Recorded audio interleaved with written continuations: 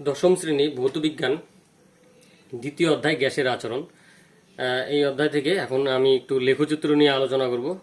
তো বয়েলের সূত্র এবং চার্লসের সূত্র থেকে আমরা বিভিন্ন লেখচিত্র নিয়ে আলোচনা করব। তো প্রথমে আমরা একটু বয়েলের সূত্রটা দেখিনি। তো বয়েলের সূত্রে কি বলছে যে উষ্ণতা, স্থির উষ্ণতায় কোনো নির্দিষ্ট ভরের গ্যাসের আয়তন ওই গ্যাসের চাপের সঙ্গে ব্যস্তানুপাতে পরিবর্তিত হয়। অর্থাৎ উষ্ণতা এবং ভর যদি স্থির থাকে তাহলে চাপ বাড়লে আয়তন কমবে, চাপ কমলে আয়তন কমবে। এই সূত্রের গাণিতিক রূপটি কি? গাণিতিক রূপটি হচ্ছে পিভি ইজুয়াল টু কে। তো এইবারেতে আমরা এক এক করে লেখচিত্রে যাচ্ছি। তো প্রথমে আমরা পি বনাম ভি লেখচিত্র অঙ্কন করব। তো পি বনাম ভি লেখচিত্র যদি অঙ্কন করি তাহলে আমরা বয়েলের সূত্র থেকে কি পাচ্ছি? পিভি ইজুয়াল টু কে। অর্থাৎ এটি কোন সমীকরণের মতো? এক্স ওয়াই ইজুয়াল টু ধ্রুবক, এই সমীকরণের মতো। এটি একটি সমপরাবৃত্তের সমীকরণ।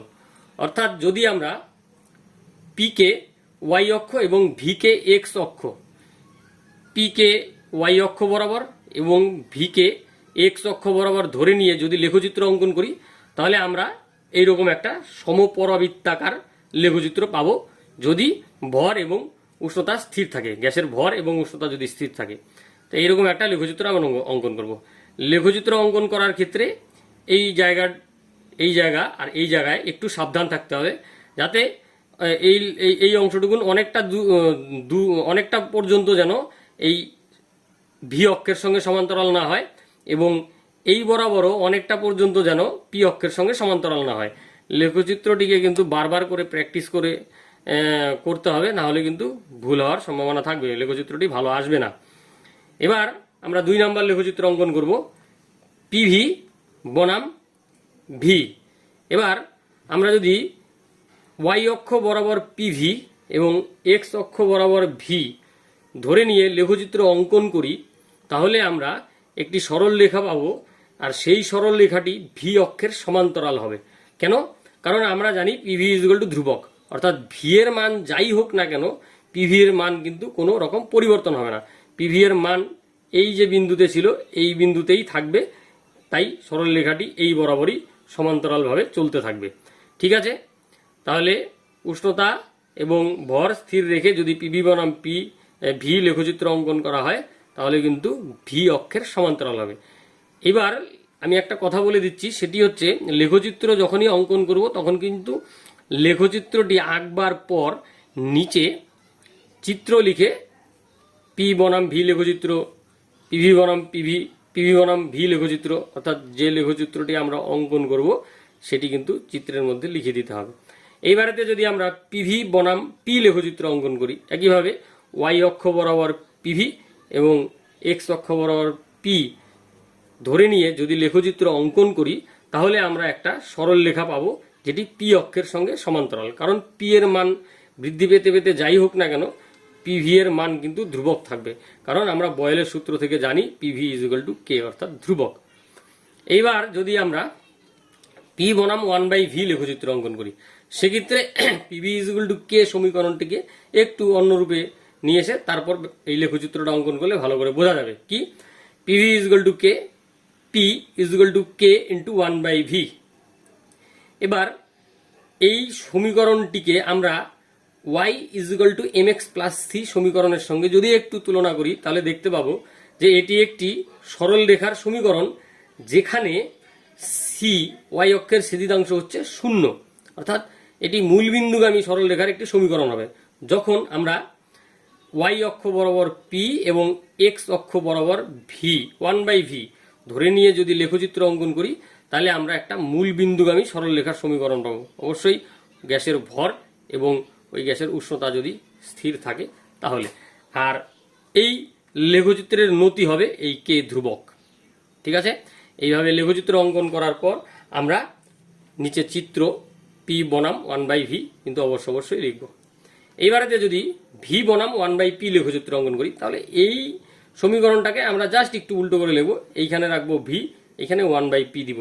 একইভাবে এটিও কিন্তু তখন মূল বিন্দুগামী একটি সরল রেখার সমীকরণ হবে, তখন আমরা ওয়াই অক্ষ বরাবর ভি এবং এক্স অক্ষ বরাবর 1/p ধরে নিয়ে লেখচিত্র অঙ্কন করব।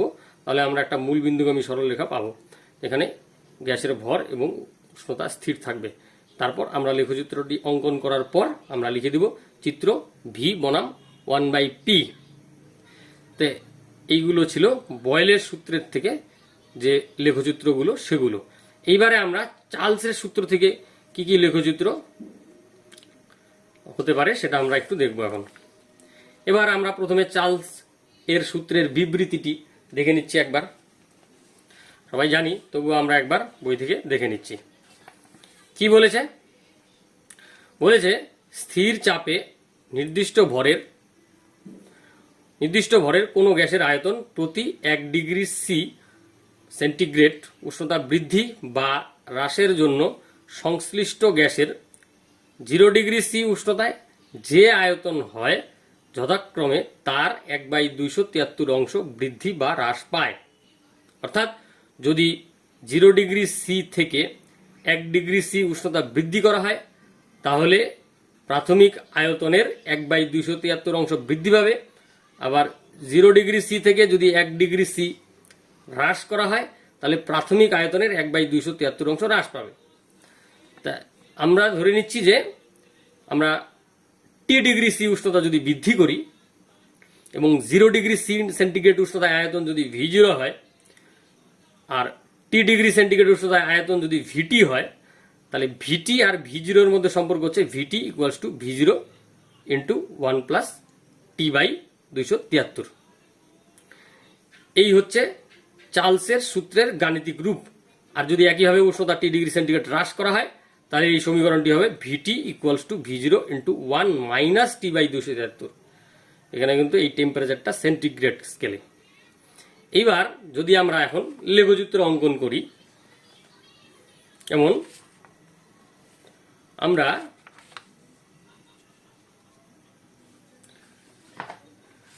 ভি বনাম ক্যাপিটাল টি লেখচিত্র যদি অঙ্কন করি, তাহলে আমরা সমীকরণটিকে প্রথম লেখচিত্র ভি বনাম টি, তাহলে সমীকরণটাকে আমরা একটু অন্যরূপ দিব, তারপর আমরা লেখচিত্রটি বুঝব, তাহলে সহজ হবে। এই যে আমরা চার্লসের সূত্র থেকে কি বললাম, VT equals to V0 into 1 plus T/273।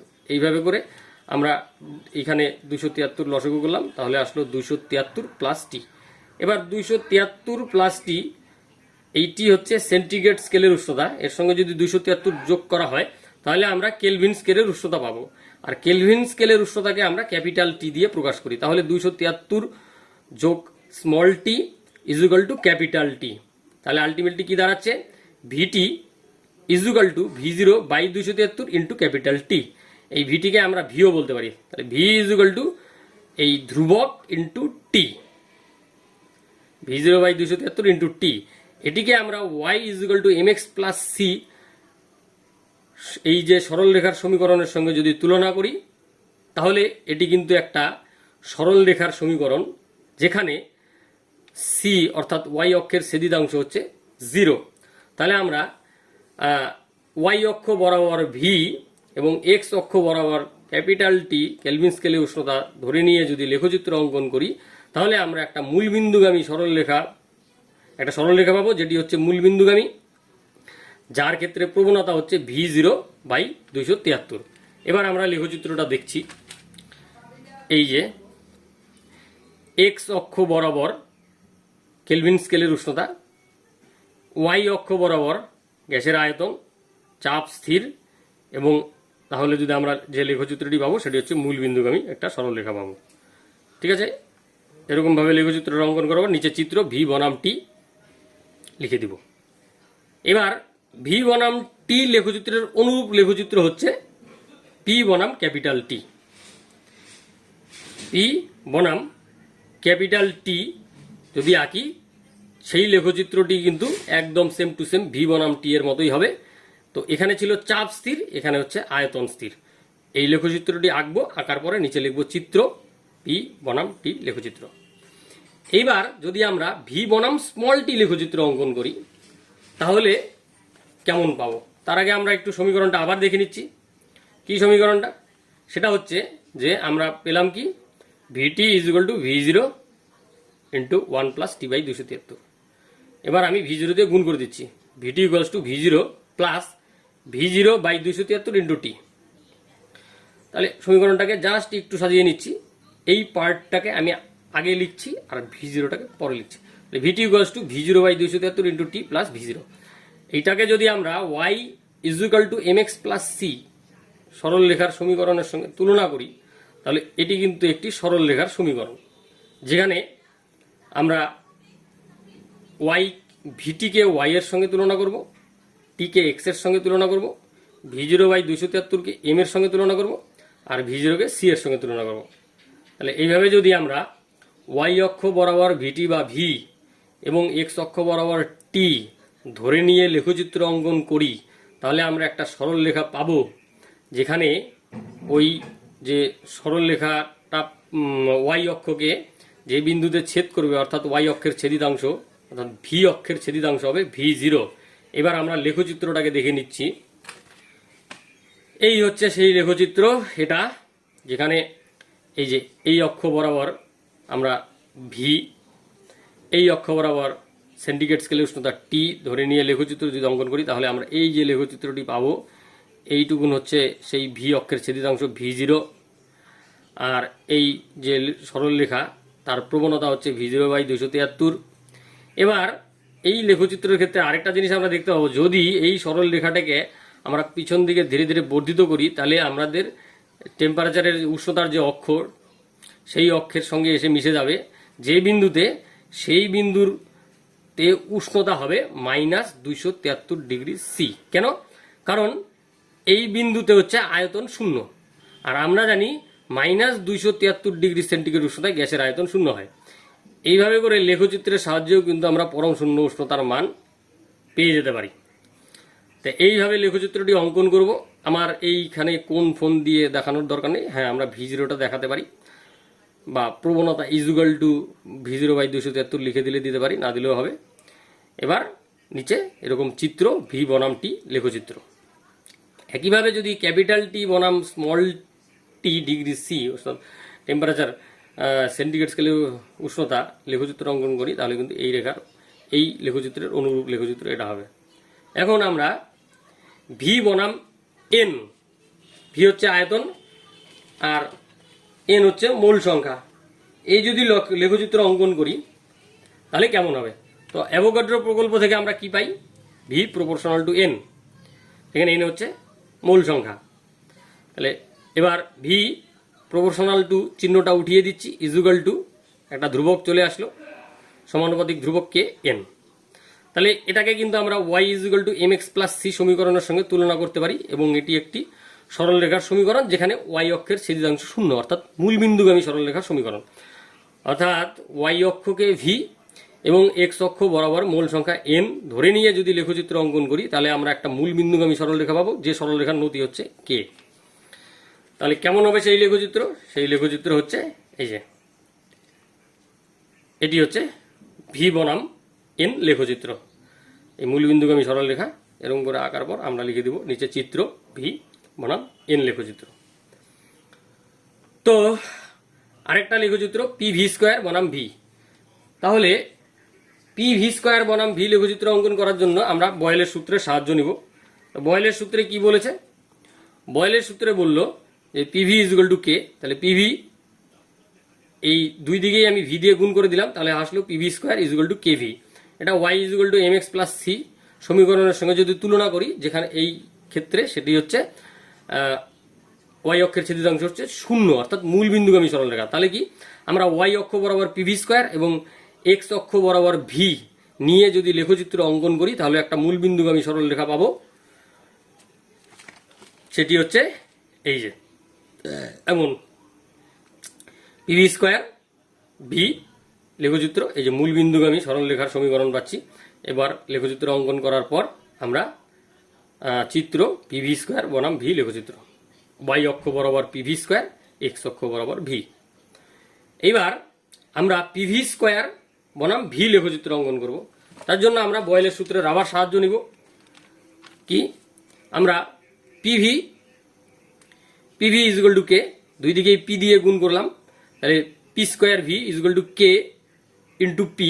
আবার বয়েলের সূত্র থেকে পি এর জায়গায় K prime by V, K একটা ধ্রুবক, তাহলে আমরা PV square P square V into V is equal to K into K, মানে আরেকটা ধ্রুবক পাচ্ছি। এটা হচ্ছে X Y is equal to ধ্রুবক।